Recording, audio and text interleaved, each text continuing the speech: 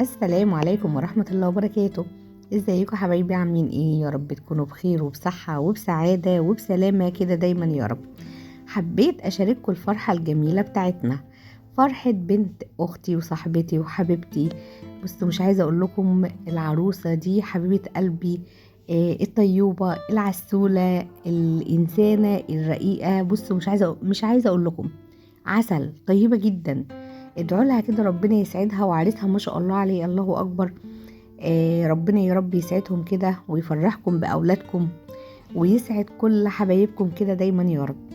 فحبيت اشارككم الفرحه بتاعتنا النهارده، فرح ميرنا حبيبه قلبي وعريسها ما شاء الله عليه، ربنا يحفظه وربنا يسعد قلب امها بيها كده يا رب.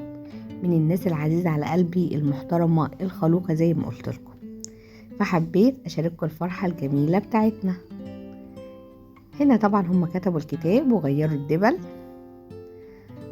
عقبال أولادكم كده يا رب.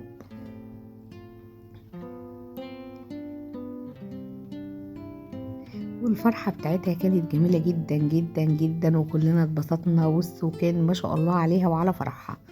ربنا يسعدها يا رب ويسعد قلبها كده.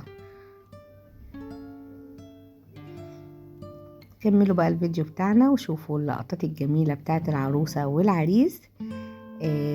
أنا مبهرة بيهم جدا، بدعي لهم دايما من قلبي، وربنا يسعد أولادكم كده ويفرحكم بيهم كده يا رب، ودايما يطمن كل أم على ابنها أو بنتها ويسعدهم.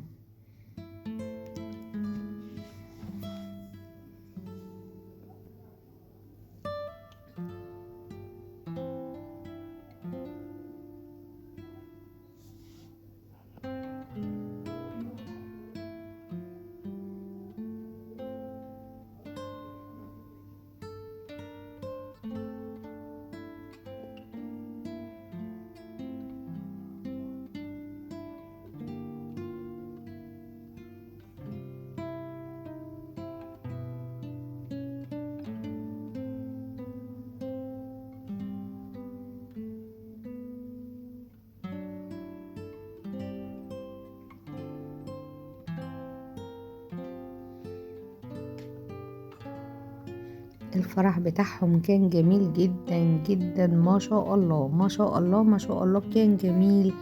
وكان بص فرحة وتحسي كده في حب ما شاء الله عليه.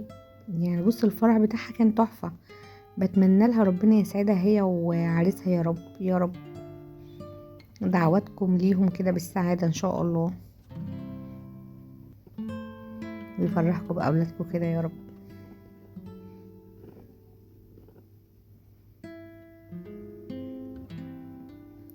حبيت اشارككم الفرحة بتاعتي. ادعموني بقى بلايك وشير وسبسكرايب عشان قناتي تكبر بيكم ويوصل لكم مني كل جديد.